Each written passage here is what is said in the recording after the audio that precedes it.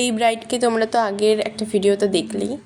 তো এইখানে না ও বলছিল যে ওর মেকআপটা খুব পছন্দ হয়েছে, আর ও খুব একটা মেকআপ করে না।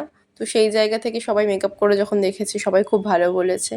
দেখো এগুলো শুনলেও কি মনটা ভালো হয়ে যায়। আর এটা হচ্ছে ওর পুরো মেকআপ টেকআপ শুরু হওয়ার আগের লুকটা। আর এখানে না ও চেয়েছিল যে কলকা হবে, তো কলকা খুব ছোটোর মধ্যে করা হয়েছে, খুব সুন্দর হয়েছিল কলকাটা।